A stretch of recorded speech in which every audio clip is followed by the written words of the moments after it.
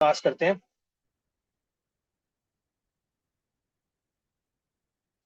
अस्सलाम वालेकुम। Welcome to the lecture number 2 of accounting concepts.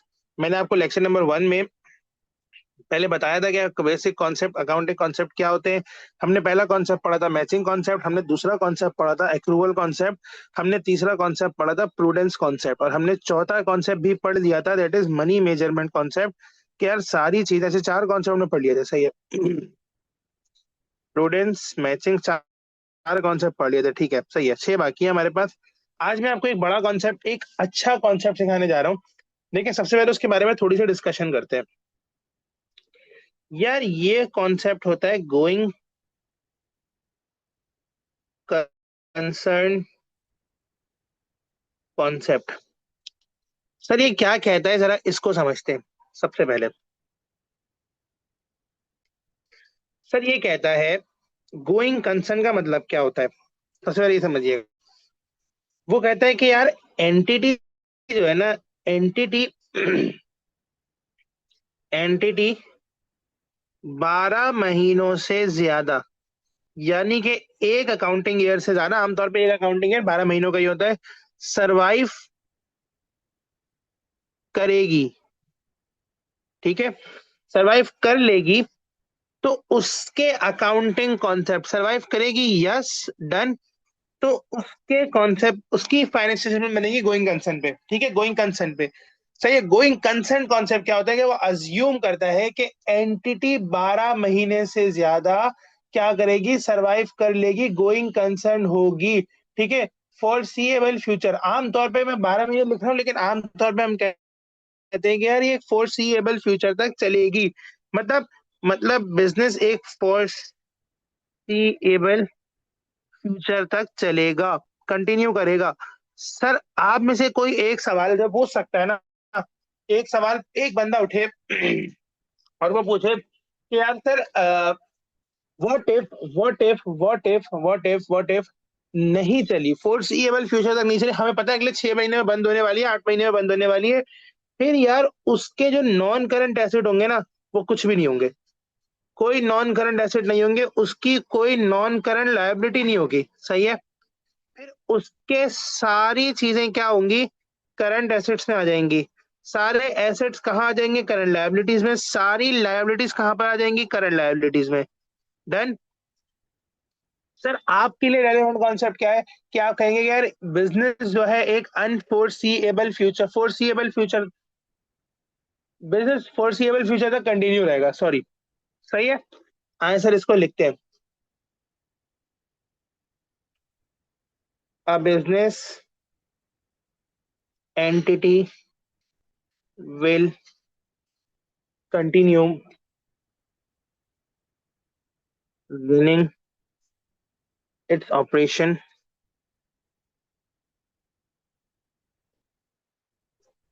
in the foreseeable future. मतलब आप एक foreseeable फ्यूचर तक चलते रहेंगे, एंड विल नॉट लिक्विडेटेड, ना तो ये लिक्विडेट होगा,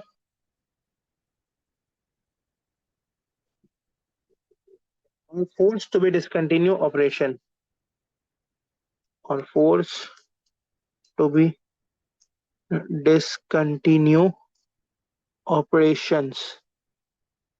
सर ना तो वो बंद होगा, और ना तो वो अपने ऑपरेशंस को बंद करेगा, फॉर एनी रीजन। डन है सर, प्लीज मुझे बताएं। देखिए, आमतौर पर ये जो लिक्विडेशन की बात कर रहा है, इसका केस क्या होता है। देखिए इसका केस ये होता है, मैं इस लिक्विडेटेड की बात को हाईलाइट कर कर नीचे लेके जाता हूँ। देखिए ये लिक्विडेट उस सूरत में होगा, ये लिक्विडेट उस सूरत में होगा जब आपके एसेट्स जो है ना, वो कम होंगे लायबिलिटी से, या मैं ये कहूँ आपकी लायबिलिटीज एक्सीड कर पाएंगी, करेंगी आपके एसेट्स को। यानी कि आपके पास टोटल एसेट्स कितने हैं? सर आपके पास टोटल एसेट्स हैं 100 रुपए के, और आपकी टोटल लायबिलिटीज कितनी है? सर आपकी टोटल लायबिलिटीज हैं 150 रुपए की। तो सर मुझे एक बात बताएं, ऐसे केस में आपका बिजनेस हो जाएगा लिक्विडेट, बंद हो जाएगा। क्यों सर? क्योंकि आपकी लायबिलिटीज एक्सीड करती है, अंटिल बिजनेस के पास कोई दूसरा फ्यूचर प्लान ना हो। आमतौर पर जल्दी ऐसे बिजनेस बंद नहीं हो जाता कि बस बंद कर दिया, नहीं, पूरा प्लान होता है उनके पास, वो उसके तहत चलते होते हैं, वो किसी से फाइनेंशियल सपोर्ट ले लेते हैं, किसी के साथ मर्ज हो जाते हैं, ऐसे बंद नहीं कर देते, ठीक है। तो अनफोर्सिएबल फ्यूचर तक कंटिन्यू रहेगा। डन है। देखिए, अगर आप ये लायबिलिटीज वालों को पे ऑफ भी करेंगे, देखिए ना, आपके पास तो पैसे है नहीं, आपके पास तो पैसे है नहीं पे करने के लिए। एसेट्स हैं वो भी बहुत थोड़े हैं, 100 रुपए के एसेट पड़े हुए। लाइबिलिटी एक्सीड करेंगे, लाइबिलिटी वाले बोलेंगे पैसे दो, फिर आप पैसे दे नहीं सकेंगे पूरे। तो इस केस में फिर आप क्या होते हैं, लिक्विडेट कर जाते हैं, बंद हो जाते हैं। डन हो सर? अच्छा, इसको अगर आप कट कर दें सर, यहाँ पर आप आए क्लिपबोर्ड, और यहाँ पर मेरे पास है कौन सा कॉन्सेप्ट था, गोइंग कंसर्न कॉन्सेप्ट ना, ये रहा।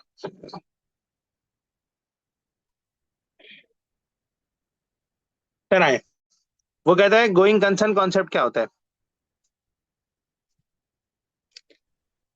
इट इज अज्यूम्ड, हम ये अज्यूम करते हैं कि business will continue its operation for a foreseeable future, typically at least next 12 month. 12 महीनों की बात करते हैं आमतौर में कि 12 महीनों तक बिजनेस कंटिन्यू रहेगा, ठीक है। And has neither the intention, intention भी नहीं है, nor the necessity to liquidate. देखिए, या तो खुद बंदे की इंटेंशन हो, किसकी, ओनर की इंटेंशन हो कि भाई हम बिजनेस बंद कर देंगे, दुकान बंद कर देंगे, तो एक अलग बात है। ना तो इंटेंशन हो, ना नेसेसिटी हो कि आप लिक्विडेट करें या ट्रेडिंग बंद करें या फिर सिग्निफिकेंटली कर्टेल करें अपने ऑपरेशंस को, ठीक है। तो इस केस में ऐसा कुछ भी ना हो, तो हम ये कहेंगे कि बिजनेस है, कौन सा बिजनेस है, गोइंग कंसर्न बिजनेस है, गोइंग कंसर्न अजम्पशन पर लेकर चल होंगे।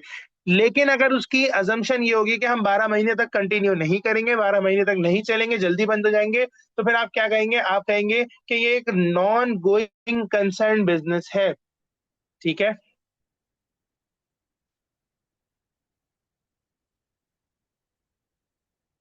सही है सर? अच्छा, ये इररेलेवेंट है एक्सप्लेनेशन, ये एक्सप्लेनेशन इररेलेवेंट है, ठीक है, पूरी। अगर आप चाहें तो हम इसको क्रॉप करके खत्म भी कर सकते हैं,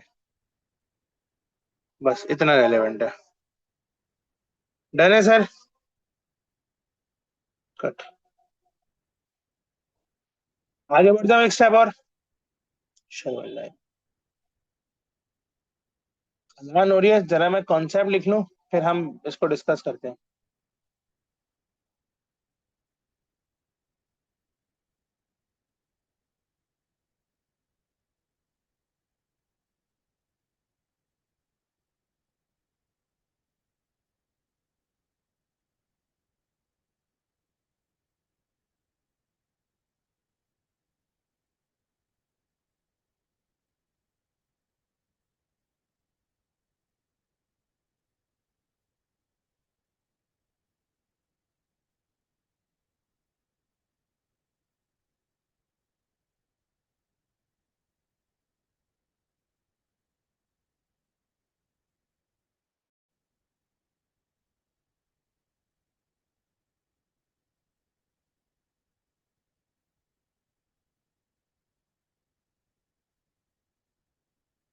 सर शुरू करते हैं।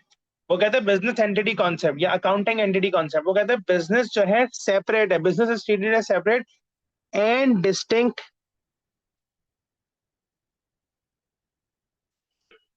From its owners. Sir business अलग है, ओनर अलग है। देखिए, मैंने आपको एक कॉन्सेप्ट पढ़ाया था ड्राइंग का, याद है आपको? है जी, कुछ याद आ रहा है ड्राइंग का कॉन्सेप्ट?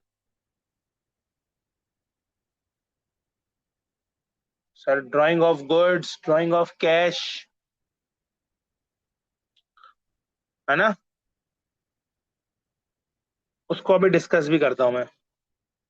अभी रुकिएगा, बस अभी रुकिएगा। कहता है in accounting records only transaction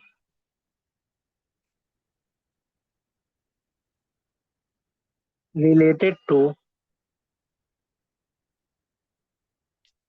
business are recorded. Done sir. और सर फिर लास्ट पॉइंट ये होगा हमारे पास, पर्सनल ट्रांजैक्शन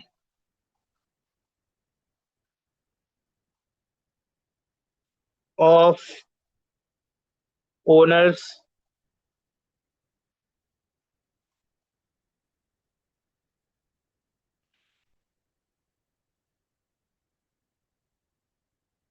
डन है सर। ये हो गई केस खत्म। मैं जरा इसको एक्सप्लेन भी करता हूँ। सही है, अब जरा इसको देखिएगा। ठीक है, एग्जाम्पल यहाँ पर होती है ड्रॉइंग ऑफ गुड्स। क्लियर? आए सर, इसको एक्सप्लेन करता हूँ मैं। सर मैं कहता हूँ, अगर आपने बिजनेस के कैश से पर्सनल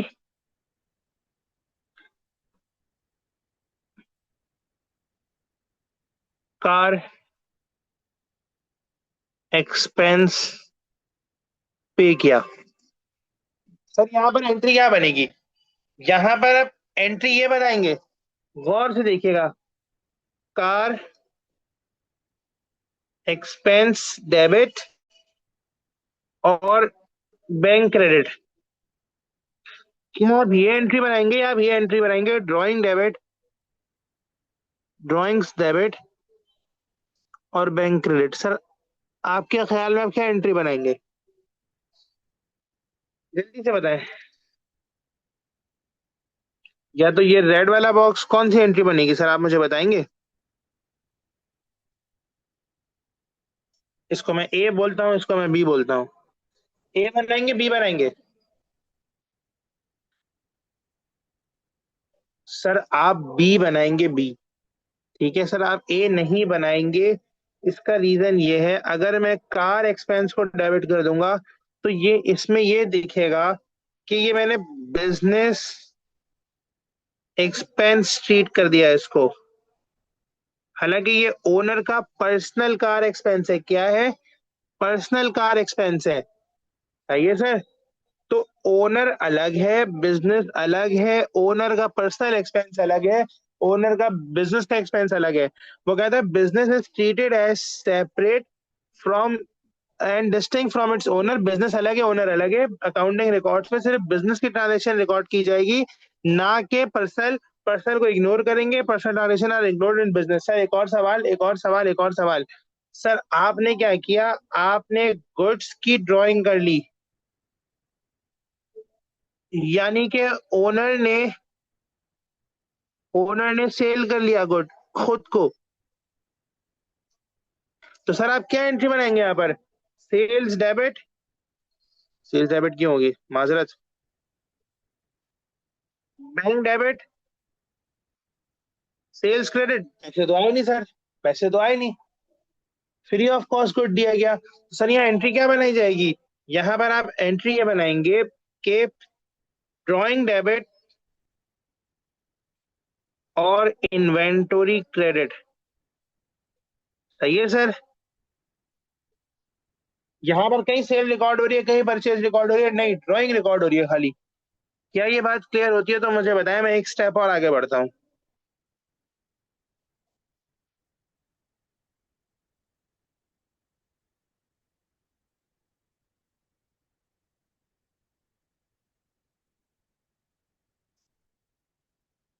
सर ये रहा मेरे पास,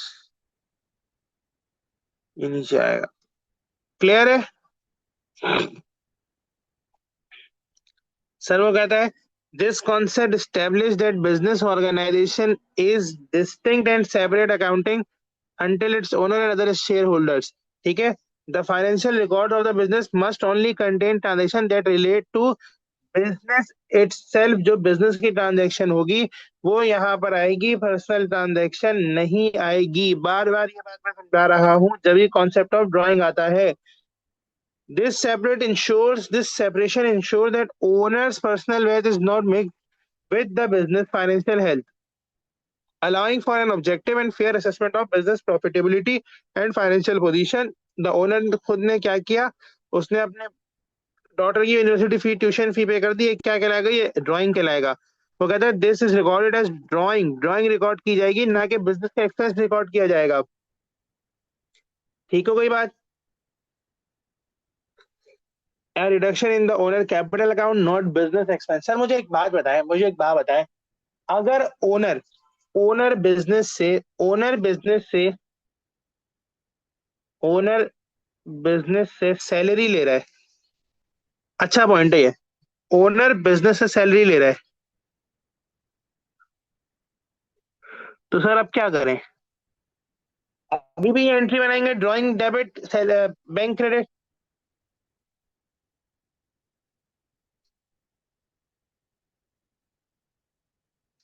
या अब ये एंट्री बनाएंगे सैलरी एक्सपेंस डेबिट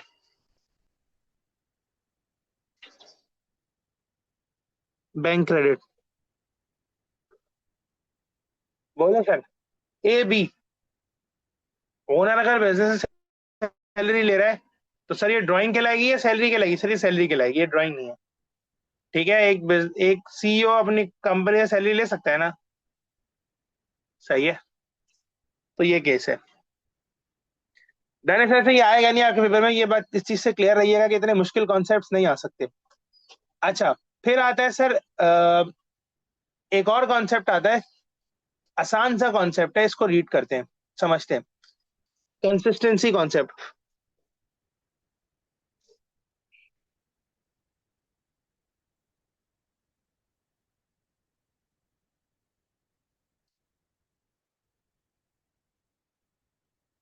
सर पता है ये कॉन्सेप्ट क्या कहता है? ये कहता है कि यार तुम अगर कोई ट्रांजैक्शन कर रहे हो, तुम कोई पॉलिसी अप्लाई कर रहे हो, तुम कोई मेथड अप्लाई कर रहे हो, तो वो तुम जो है ना कंसिस्टेंटली अप्लाई करना। कैसे अप्लाई करना? कंसिस्टेंटली अप्लाई करना। देखें, एक एग्जांपल है एक एग्जांपल है कंसिस्टेंसी की।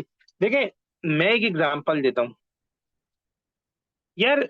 डेप्रीसिएशन है सर, डेप्रीसिएशन पता है क्या होता है?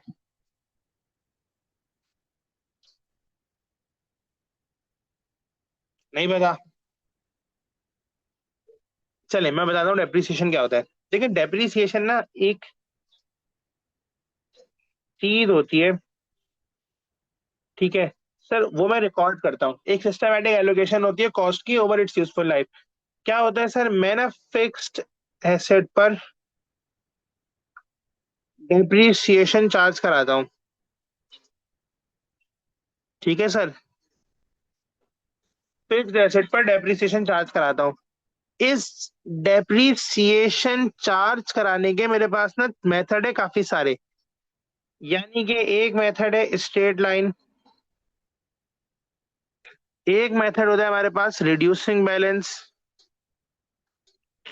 ये क्या होते हैं, जब हम डेप्रिसिएशन का टॉपिक पढ़ेंगे, जब हम देख लेंगे।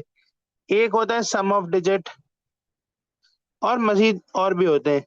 तो वो कहता है कि यार जब भी तुम कोई भी अकाउंटिंग का मेथड अप्लाई करो, कोई पॉलिसी अप्लाई करो ना, तो कंसिस्टेंटली अप्लाई करना, रादर देन दैट कि पहले साल तुम स्ट्रेट लाइन अप्लाई कर लो, दूसरे साल रिड्यूसिंग, तीसरे साल सम ऑफ डिजिट। नहीं, नहीं, कंसिस्टेंटली अप्लाई करना, एक ही तरह से अप्लाई करना। अगर तुम स्ट्रेट लाइन अप्लाई कर रहे हो तो फिर स्ट्रेट लाइन नहीं करना, रिड्यूसिंग बैलेंस कर रहे हो तो रिड्यूसिंग बैलेंस करना, सम ऑफ डिजिट कर रहे हो तो सम ऑफ डिजिट कंसिस्टेंटली अप्लाई करना। अनटिल और अनलेस तुम्हें इस बात का यकीन हो जाए कि अगर मैं अपना मेथड चेंज करूंगा तो मेरी balance sheet true and fair view देगी, ज्यादा सही व्यू देगी, ट्रू एंड फेयर व्यू देगी, तो सर तुम फिर रिकॉर्ड कर लेना, मसला नहीं है, फिर चेंज कर लेना। लेकिन ऐसा भी ना हो कि फिर तुम हर साल चेंज कर रहे हो। एक साल करना, फिर एक ही साल के बाद फिर बार बार चेंज ना हो। समझ आ रही है बात? वो कहना क्या चाह रहा है अकाउंटिंग कॉन्सेप्ट में, कि आप कोई मेथड अप्लाई कर रहे हो, कोई पॉलिसी अप्लाई कर रहे हो, तो ये मत हो कि आप जो है ना हर साल पॉलिसी को चेंज करें। नहीं, फिर आप एक दफा अप्लाई करें, और फिर इसको बार बार चेंज ना करें। कहने का यह मकसद है। क्लियर है? अभी आपको पता नहीं होगा डेप्रिसिएशन क्या होता है, आपको पता नहीं होगा कि reducing sum of digit method क्या होता है, लेकिन समझने का पॉइंट ये है कंसिस्टेंसी होनी चाहिए इन अप्लाइंग अकाउंटिंग प्रिंसिपल। बस इतनी सी बात आपको याद रखनी है। डन। चलिए सर आए इसको लिखते हैं। ये जो मैं ब्लू पेन से लिख रहा हूँ ना, इस ये पॉइंट्स याद होने चाहिए आपको। Business should be consistent in applying different accounting methods and policies.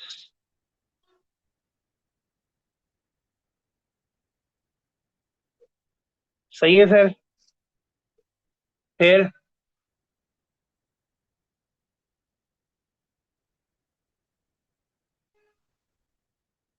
the accounting transactions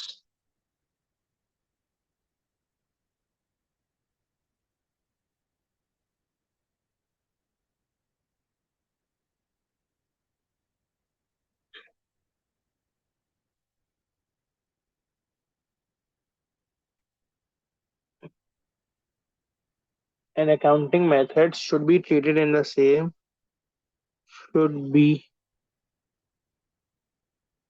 treated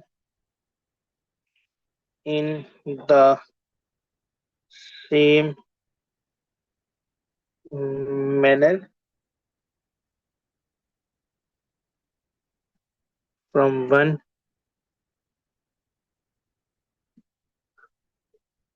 accounting period to another। Done sir. फिर वो कहता है आखिरी बात, इससे फायदा क्या होगा? The accounting users can have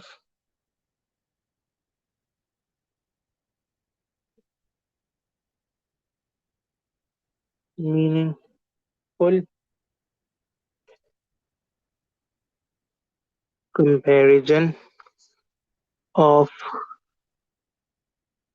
financial statements. हमारा अल्टीमेट ऑब्जेक्टिव होता है फाइनेंशियल स्टेटमेंट्स बनाना। ठीक है, और वो हम मीनिंगफुल कंपैरिजन कर लें, तो सर ये हमारा अल्टीमेट ऑब्जेक्टिव यहाँ पर पूरा हो जाएगा। और यहाँ पर इसी के साथ मेरा अकाउंटिंग कॉन्सेप्ट भी पूरा हो जाएगा। डन है? कोई परेशानी है तो पूछे, जल्दी से मैं पूछे। माइक ओपन कर लें, माइक ओपन करके पूछें। सारे कॉन्सेप्ट्स में कुछ भी परेशानी है तो पूछ लें भाई। ये रहा कंसिस्टेंसी कॉन्सेप्ट, इसने सेम एग्जांपल दी हुई है।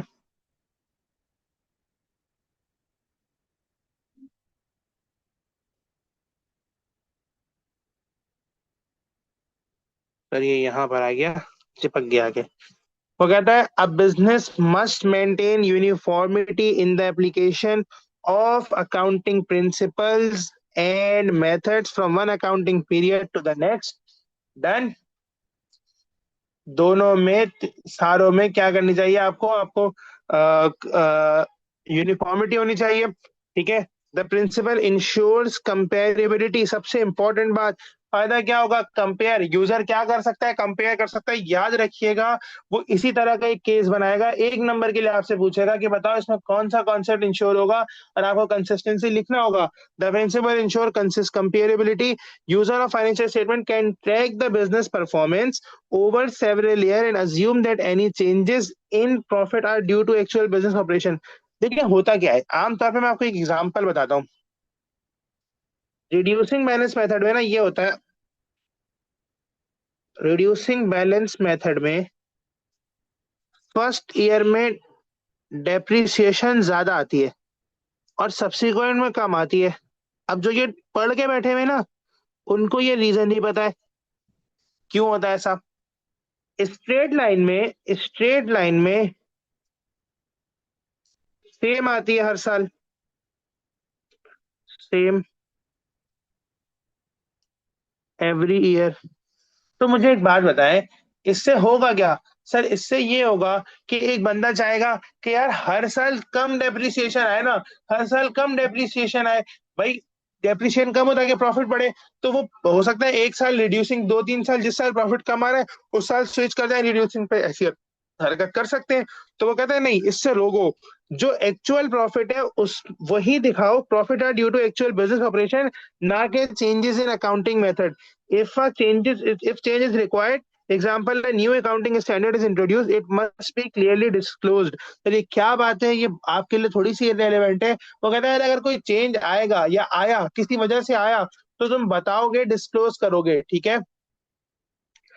कहते हैं इन 2026 24 बिजनेस ने यूज किया स्ट्रेट लाइन मेथड, 25 में उन्होंने रिड्यूसिंग पे चले गए, because it result in higher reported net profit. तो सर वो कहता है ऐसे नहीं करो, this switch violates consistency and misleads user about the actual performance. वो कहता है यार ये नहीं करो, ठीक है। The same method must be use unless a valid reason is provided. और वो चेंज क्या होना चाहिए, मैंने आपको कहा था कि वो चेंज अगर हो भी तो वो ट्रू एंड फेयर व्यू बताना चाहिए आपकी बुक्स में। सर क्या ये कंसिस्टेंसी कॉन्सेप्ट समझ में आया आपको? अगर आप कंसिस्टेंसी से बैठे हुए होंगे, सही से समझ रहे होंगे, तो आपको इंशाल्लाह बहुत अच्छी तरह समझ में आ रहा होगा ये। डन है सर? मैं एक स्टेप और आगे बढ़ूं?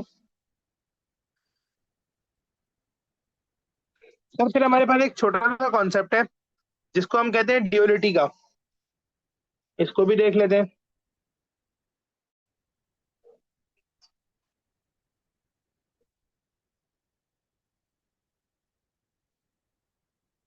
सर वो क्या कहता है, वो कहता है एवरी फाइनेंशियल ट्रांजैक्शन, ये तो मैं आपको सिखा भी चुका हूं सर, उसका जो है ना डबल इम्पैक्ट होगा। एवरी फाइनेंशियल ट्रांजैक्शन या अकाउंटिंग ट्रांजैक्शन, इसका लाजमी डबल इम्पैक्ट होगा।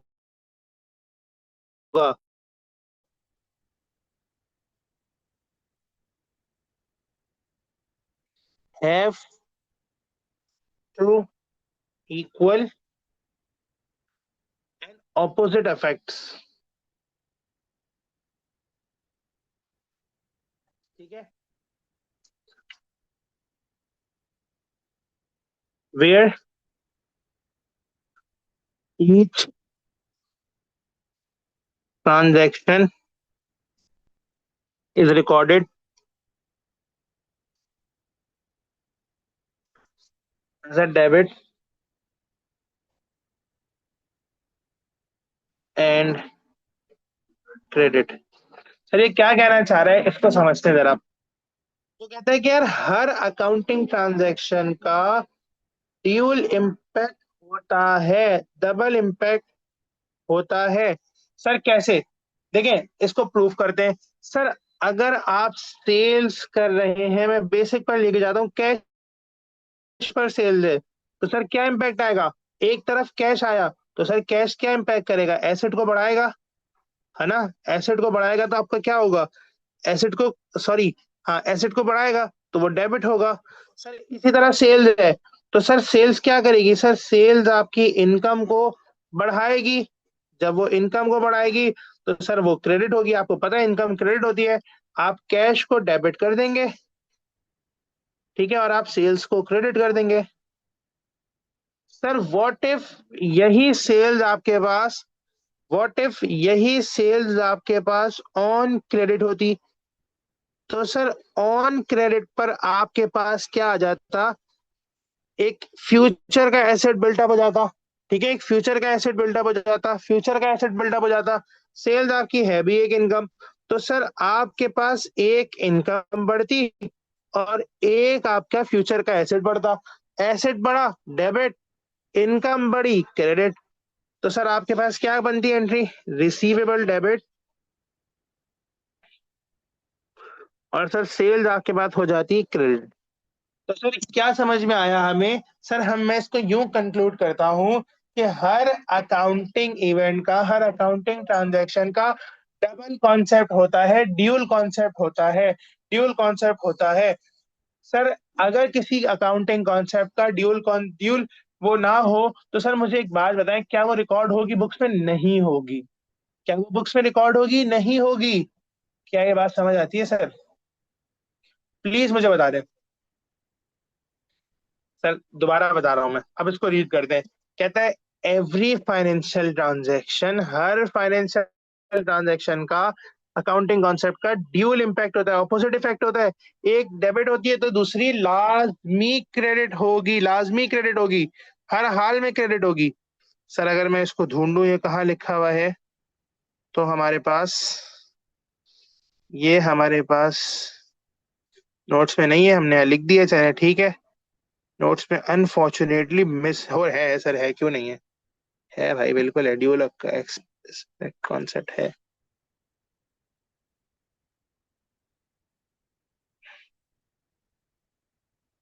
चलिए सर कॉपी कर लेते हैं इसको।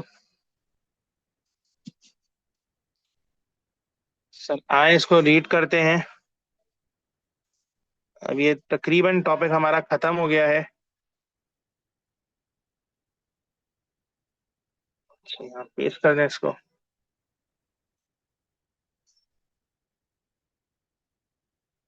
सर वो कहता है this is the fundamental principle, इसी पर पूरी अब डबल एंट्री बेस करती है जो हमने सीखी थी। अगर ये प्रिंसिपल ना होता तो हमारी डबल एंट्री खराब हो जाती है। Book keeping saying that every single financial transaction has to equal and opposite effect. Equal और अपोजिट इफेक्ट होगा, जितने से एसेट बढ़ेगा, जितने से इनकम बढ़ेगी, उतने से एसेट कम होगा ऑन द अकाउंटिंग इक्वेजन, ठीक है। A debit effect and a credit effect of equal monetary value, same amount का, जितने से एसेट आएगा उतने से कैश जाएगा।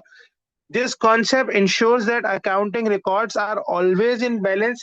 It forms the basis for the entire accounting system and the structure of the statement of financial position, balance sheet. Asset बराबर होता है कैपिटल के और liabilities के। एसेट बराबर होता है liabilities प्लस कैपिटल के। अगर आपने 1,000 रुपए का बिजनेस में ऑफिस परचेज किया तो वो ऑफिस बढ़ेगा और कैश कम हो जाएगा। अभी मैंने इसको डिस्कस भी कर लिया। तो सर आई होप आपको ये केस समझ में आया होगा, सारे कॉन्सेप्ट समझ में आए होंगे। अभी कुछ एक दो कॉन्सेप्ट बाकी हैं, ठीक है। Thank you.